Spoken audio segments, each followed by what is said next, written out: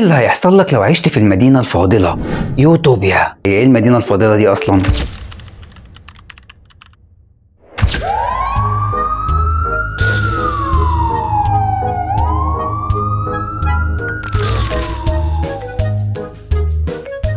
المدينة الفاضلة دي هي المدينة اللي ما فيهاش غلطة، كل حاجة فيها تمام، ما فيهاش أمراض، ما فيهاش أي مشاكل، ما فيهاش صراعات بين البشر، ما فيهاش أي حاجة ممكن تخليك تبقى متضايق، وفيها أكل وشرب وفرحة وكل حاجة ممكنة هتخليك تبقى مبسوط وسعيد، ومفيش بقى شغل ومفيش تعب ومفيش مجهود ومفيش أي حاجة تضايقك. هتيجي تقول لي الله ما تبقى حاجة جميلة قوي، ما تيجي نجربها؟ هقول لك لا، مش حاجة جميلة، لأن كل الأسئلة دي دارت في دماغ عالم اسمه جون بي كالهون. ده عالم في معهد كان متخصص في الأنواع دي من التجارب، وعمل تجربة اسمها الكون 25. التجربة دي إن هو كان عايز يحقق التجربة بس مش هينفع يطبقها على البشر، فقرر إن هو يطبقها على أشبه كائن حي ممكن يكون بيطبق عليه وجيناته متوافقة جدا مع البشر، وتقريبا كل حاجة بيننا متشابهة، وهو الفار. وفعلا قرر كالهون إن هو يجيب 4 ذكور و4 إناث ويحطهم في مكان مؤهل من كل حاجة، يعني زي مزرعة صغيرة كده بس فيها كل حاجة متاحة للفئران دي، من ناحية الأقفاص المريحة اللي كانت أصلا تستوعب 3000 فار بس هو حط فيها 8 بس، ووفر لهم كل حاجة ممكنة، الأكل والشرب والراحة واللعب،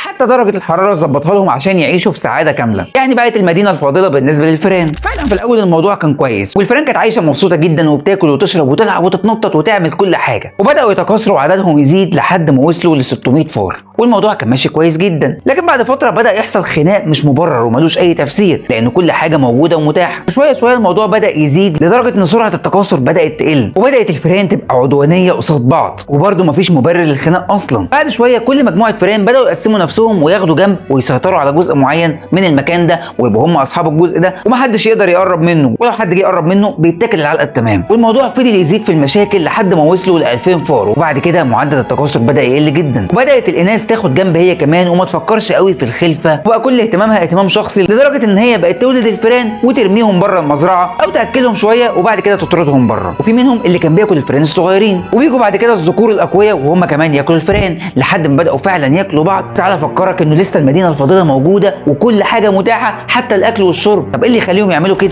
بدأوا يقلبوا على بعض أكتر وأكتر، والصراعات بتزيد والمشاكل بتزيد، وبدأ الاكتئاب يزيد في المكان ومبقاش في لعب زي الأول ولا مرح، لحد ما ظهر جيل جديد من الفئران دي سماه كالهون الجيل الجميل او الفئران الجميلة. وده اللفظ اللي أطلقه لأن الفئران دي كانت هادية جدا ومع نفسها وملهاش أي علاقة بأي حد، من الآخر مش عايزة أي مشاكل. كانت بتخرج بالليل وقت ما الفئران كلها نايمة عشان تجيب أكلها وشربها. وصلت لمرحلة إن هم لما بيتعرضوا لهجوم مش بيدافعوا عن نفسهم أصلا وبيفضلوا مستسلمين. والجيل ده من الفئران كان مهتم بس إن هو يهتم بنفسه، ما كانش عايز يتجوز ولا يخلف ولا يعمل أي تكاثر. ده يفسر لنا إن الجينات شوية متشابهة بين البشر وبين الفئران. وفعلا فضلت التجربة تتقدم لحد ما عدد الفئران قل جدا، وفضلوا ياكلوا في بعضهم لحد ما تقريبا ما بقاش في فئران، والمزرعة باظت والمدينة الفاضلة كلها اتهدت. ساعتها التجربة فشلت، وعلى الرغم من كده العالم كالهون قرر ان هو يجرب التجربة دي على كائنات حية تانية بنفس الظروف تقريبا، بس اختلاف نوعيات الكائنات الحية مع توفير كل وسائل الراحة ليهم، بس برضه نتيجة التجربة كانت بتنتهي بنفس الموضوع. وده يفسر لنا انه البشر لو عاشوا في المدينة الفاضلة بأوضاعهم الحالية وبمشاكلهم الحالية هتبقى مدينة شر ومحدش هيعرف يعيش فيها، بل بالعكس ده ممكن يعملوا مشاكل كبيرة جدا في بعضهم ويبقى نهاية البشرية على ايديهم. بس تعالى اقول لك كده ان اللي حصل في التجربة دي يشبه كتير قوي الاوضاع الحالية اللي موجودة دلوقتي، انه في اجيال جديدة بتطلع والاجيال دي ليها افكار مختلفة وناعمة شوية، وانواع التربية ما بقتش زي الاول، ومش كل الاطفال اللي بتتولد بتتربى وتعيش عيشة كويسة. فتفتكر ان كل اللي بيحصل في الكون ده هو مقصود، ومقصود ان الحياة تتحول بالشكل ده، وان الناس ما تبقاش عارفة تعيش الحياة العادية بس تعيش بالشكل اللي هم عايشين بيه دلوقتي عشان يحصل نفس النتيجة زي ما حصل مع الفئران، ويبقى في انتاج لجيل كامل مش عارف يتحمل مسؤولية ولا عارف يعمل اي حاجة بعد كده، وساعتها هيبقى في تحكم في البشرية.